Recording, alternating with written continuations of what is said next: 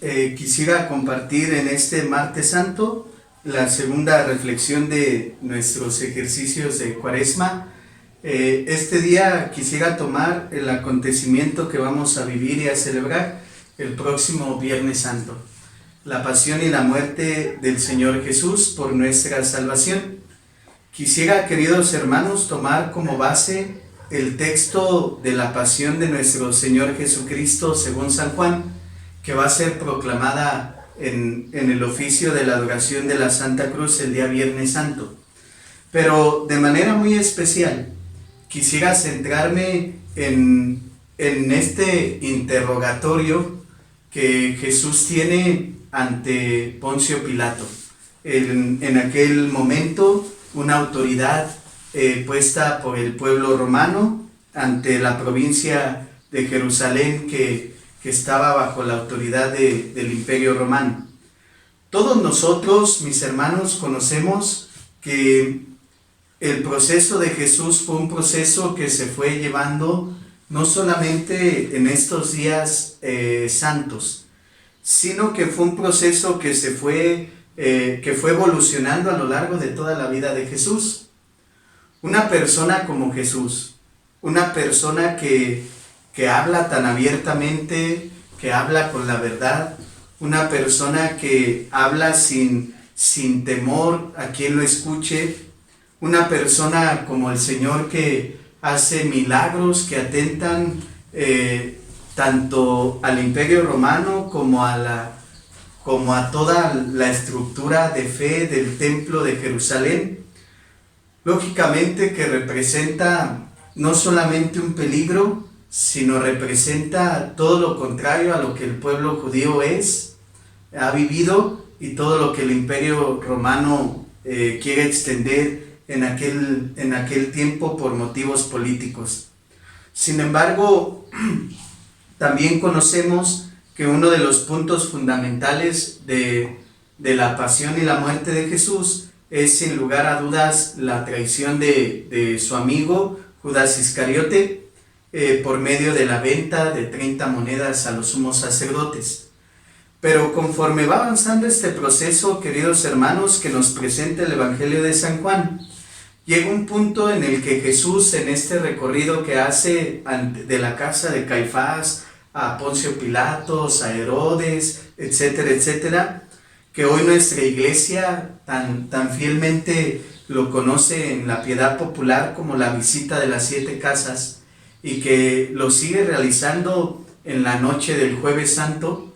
Llega un momento en el que Pilato y Jesús se quedan a solas, y ese interrogatorio, ese pequeño interrogatorio, nos tiene que dar mucha luz a entender las causas por las cuales Jesús da la vida, o por las cuales arrestan a Jesús. Cuando se quedan solos Pilato y Jesús, la primera pregunta hecha de Pilato hacia Jesús es si es rey. Recordemos, queridos hermanos, que la figura del rey es una figura tan importante para el pueblo judío, que el rey es el ungido, el rey es el consagrado, el rey es el que va a poner justicia, el rey es el que impone paz, y por lo tanto es una figura mesiánica muy, muy fuerte para el pueblo judío. Se concibe, queridos hermanos, dentro de la línea bíblica del mesianismo, que el pueblo judío esperaba la llegada del Mesías en 3 figuras muy importantes: la figura del sacerdote, la figura del profeta o la figura del rey. El rey es el ungido, el rey es el Hijo de Dios, el rey es el representante de Dios en medio de los hombres. Por lo tanto, esta pregunta de Pilato tiene que ver con la primera causa de la muerte de Jesús, con que tú eres rey. El que Jesús se proclame rey, lo podemos leer como un atentado directo, no solamente al Imperio Romano, el César, sino a toda esta teología del pueblo judío del mesianismo. Te estás declarando no solamente un rey político, te estás declarando ungido, te estás declarando la persona prometida desde antiguo a los judíos para su salvación. Por eso es, mis hermanos, que la figura de Jesús para muchos judíos no tiene mucha fuerza en este campo del mesianismo. Esperar a un rey, esperar a un Mesías rey, es esperar que el Mesías rey llegue y combata al Imperio Romano, llegue y destruya al Imperio Romano, llegue y haga trizas todo aquello que atenta contra la libertad del pueblo elegido de Dios. El actuar de Jesús no es ese. El actuar de Jesús es la compasión, el perdón, el amor, el servicio, la misericordia. ¿Cómo entender dentro de toda esta teología mesiánica del pueblo judío a un rey Mesías que no levanta al pueblo en armas en contra del Imperio Romano, sino todo lo contrario? Que invita a sus discípulos a pagar los impuestos, que invita a los discípulos a siempre ser obedientes a la ley judía implantada por el Imperio Romano. Es algo inconcebible para el pueblo judío. La primera causa de la condenación del Señor Jesús es precisamente que se proclama rey. Aguas, tenemos que entender estas palabras de Jesús: mi reino no es de este mundo. Si mi reino fuera de este mundo, mis servidores habrían luchado para que no cayera yo en manos de los judíos, pero mi reino no es de aquí. El reinado de Jesús, plasmado en toda la narrativa de los evangelios, tanto sinópticos como de Juan, tiene que ver, mis hermanos, con la instauración del poder de Dios en la tierra. Y el poder de Dios en la tierra no es un poder soberano, no es un poder autoritario, no es un poder dictatorial, sino la implementación del reino de Dios en la tierra, el cumplimiento de las promesas del Mesías, es la sanación de enfermos, es el perdón de los pecados, es la restauración de la imagen de la mujer en el pueblo judío como un equilibrio extraordinario, es el levantar al que ha caído, es el darle la vida al que la ha perdido, es dar vida nueva. Ese es el reino de Dios del cual Jesús habla. Mi reino no es de este mundo. Sin embargo, la primera acusación es precisamente esta: tú te has declarado rey.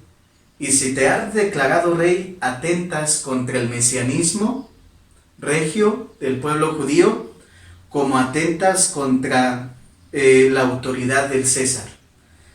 Continúa, mis hermanos, este diálogo y llega un momento crucial en el que Jesús dice estas palabras: yo nací, vine al mundo para ser testigo de la verdad. Todo el que es de la verdad escucha mi voz. Pilato le dijo: ¿y qué es la verdad?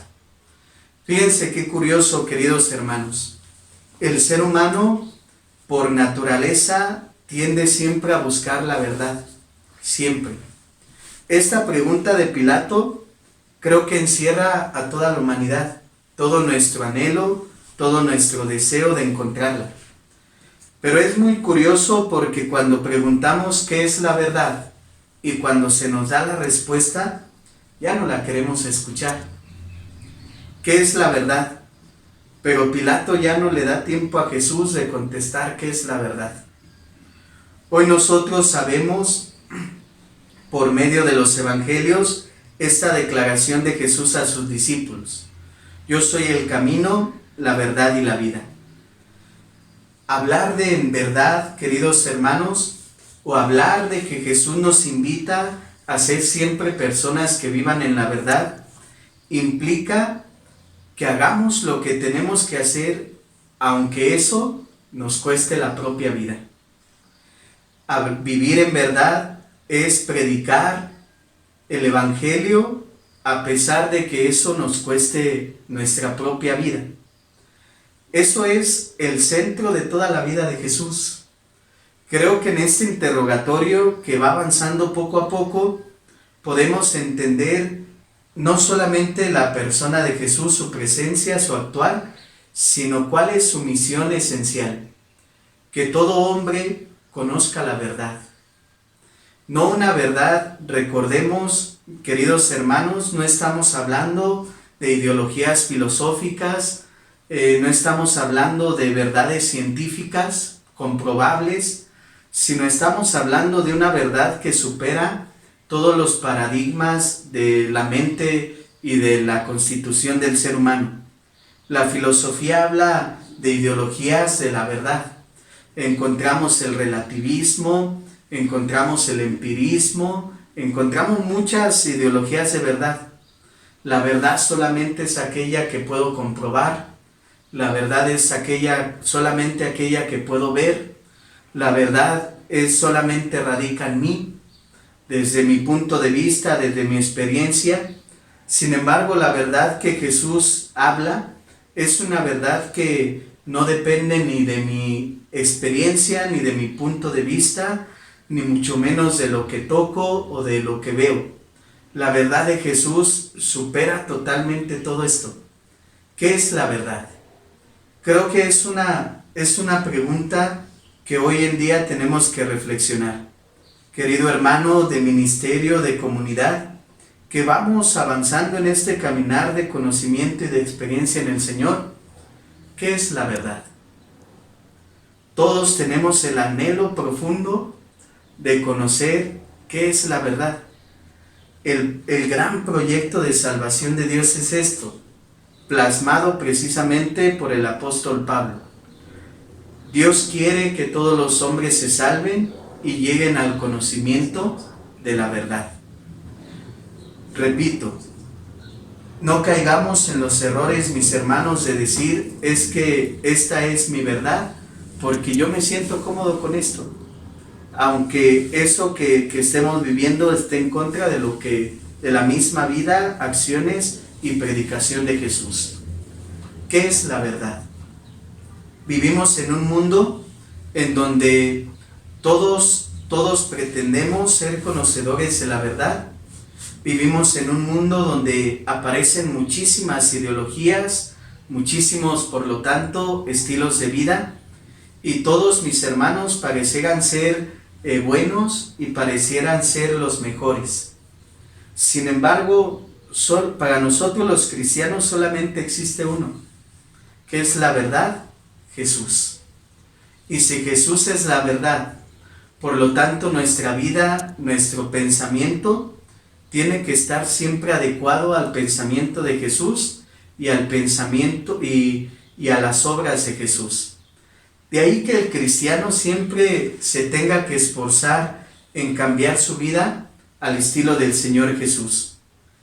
Llega otro momento en este interrogatorio donde Pilato dice o se declara que se está acostumbrado cada año por las fiestas de Pascua a liberar a un malhechor, y entonces la gente comienza a gritar Barrabás.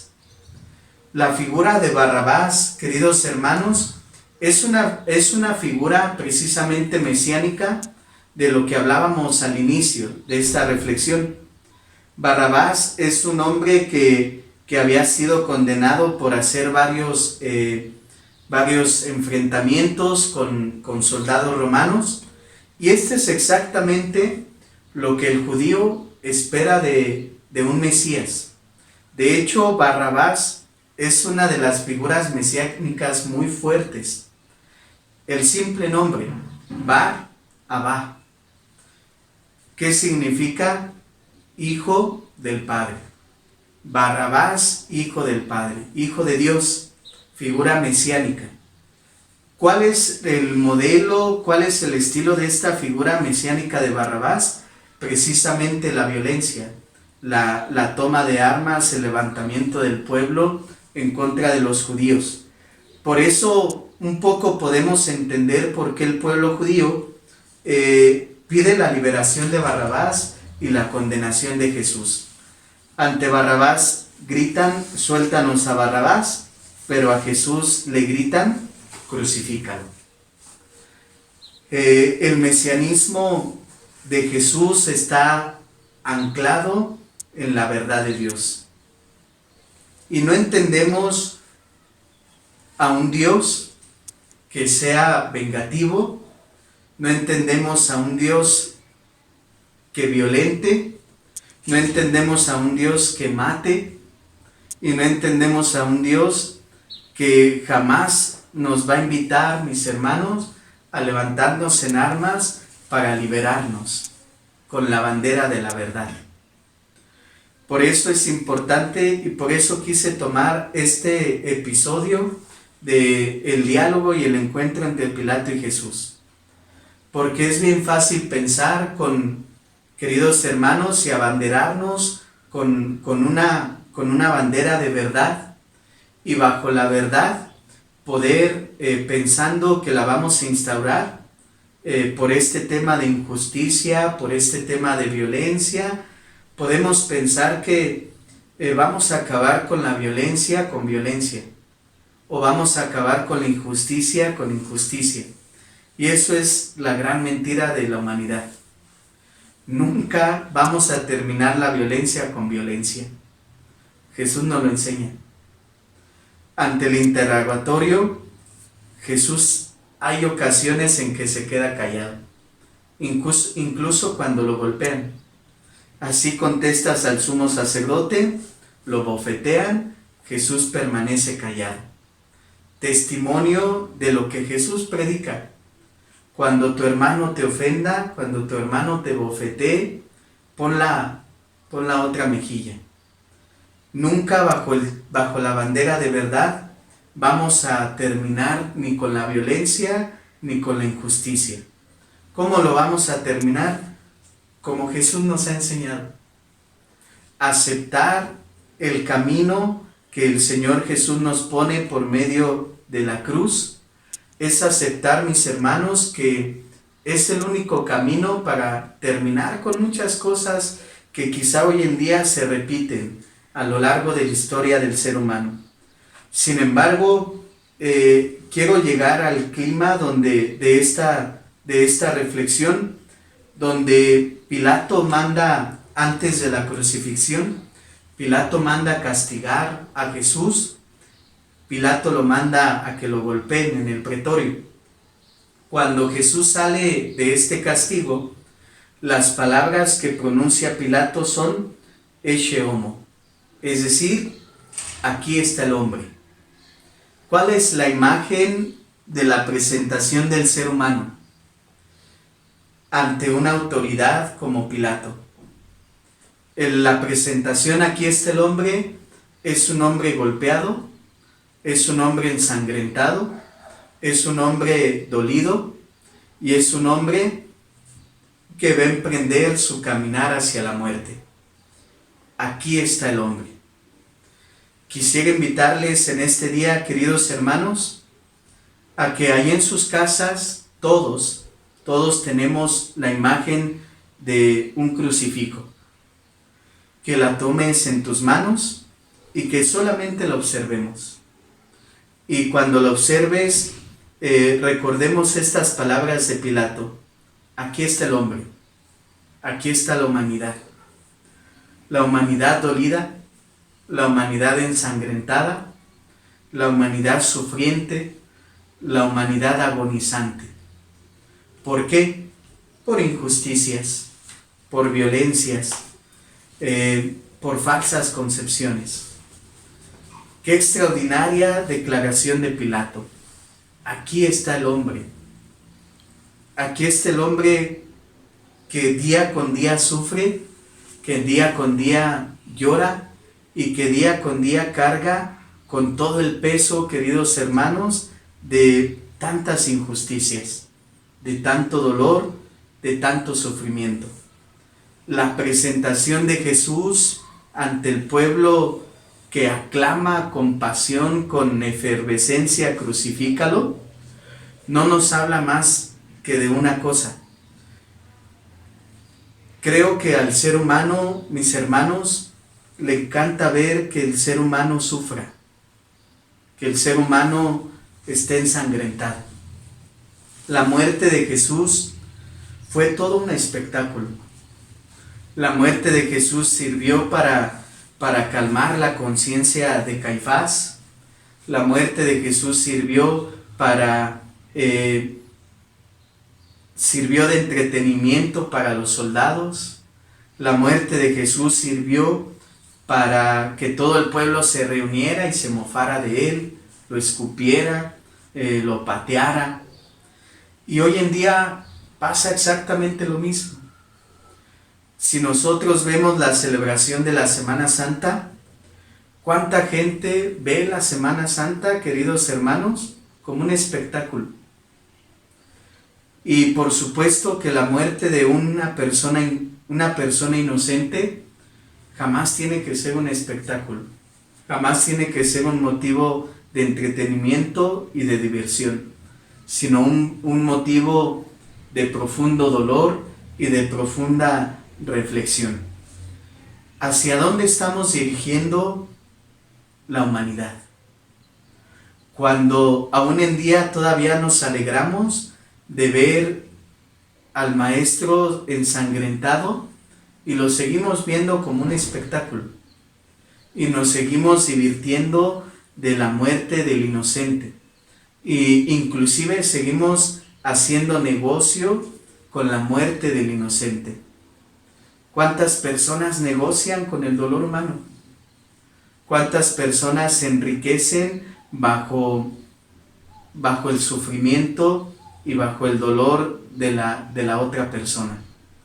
Queridos hermanos, el ecce homo, aquí está el hombre, te presento a tu rey crucificado, dolido, es un motivo fuerte de reflexión.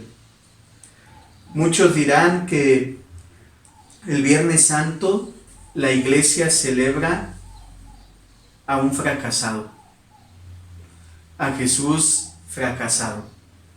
Muchos dirán que el Viernes Santo es el gran fracaso de Dios sobre la humanidad. Nosotros cristianos creemos y predicamos firmemente que el Viernes Santo es el gran triunfo de Dios. El Señor Jesús lo dirá: no hay amor más grande que el que da la vida por sus amigos. De ninguna manera, bajo ninguna vista, bajo ninguna óptica, la crucifixión de Jesús, la muerte de Jesús es un fracaso, sino la muerte de Jesús es una poderosa enseñanza de decirnos: siempre vamos a sufrir por injusticia, por faltas a la verdad, por intereses humanos personales. Siempre vamos a sufrir, y el camino del cristiano o la actitud del cristiano es aceptar el sufrimiento, para que por medio del sufrimiento podamos combatir la injusticia, podamos combatir la violencia y podamos inclusive combatir la mentira. En un mundo, mis hermanos, tan lleno o tan carente de verdad, en un mundo en donde tantas ideologías se apoderan de la mente de las personas y donde muchas personas utilizan la palabra verdad para cometer inclusive injusticias, en este mundo que nos ha tocado vivir, nuevamente resuenan las palabras: aquí está el hombre. Por esto la invitación de hoy, esta parte de ejercitar nuestra alma, nuestra mente y nuestro espíritu, de tomar la imagen del crucificado en tus manos y contémplalo.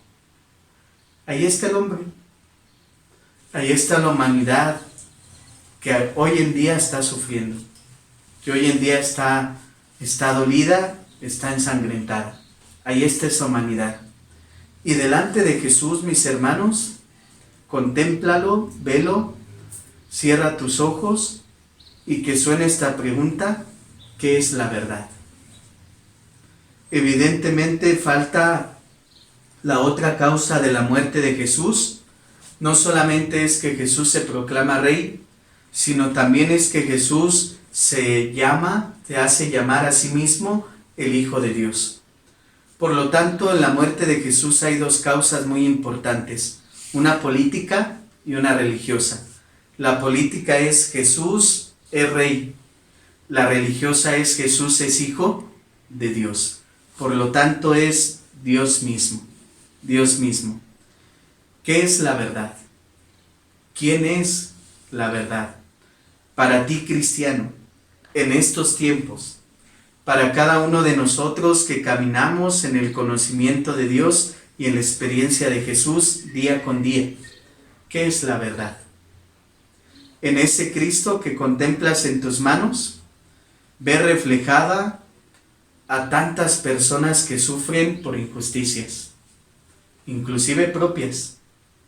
Ve reflejada en ese Cristo a tantas personas que mueren día con día por la indiferencia del ser humano, a tantas personas que mueren por el pecado del ser humano, a tantas personas que llevan cargando un dolor en el alma porque no somos capaces de ofrecer el perdón de corazón, tantas personas que viven esclavizadas por el propio pecado. Ahí están, en ese Cristo, en ese crucificado. Aquellos que piensan que Cristo crucificado es un fracaso, es un gran error.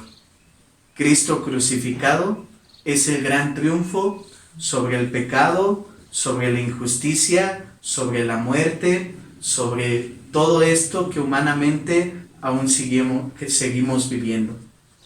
¿Qué es la verdad? Solamente Cristo es la verdad. Para nosotros cristianos, Cristo es la verdad. Cristo es el camino y Cristo es la vida. Que hoy podamos, mis hermanos, contemplar al hombre.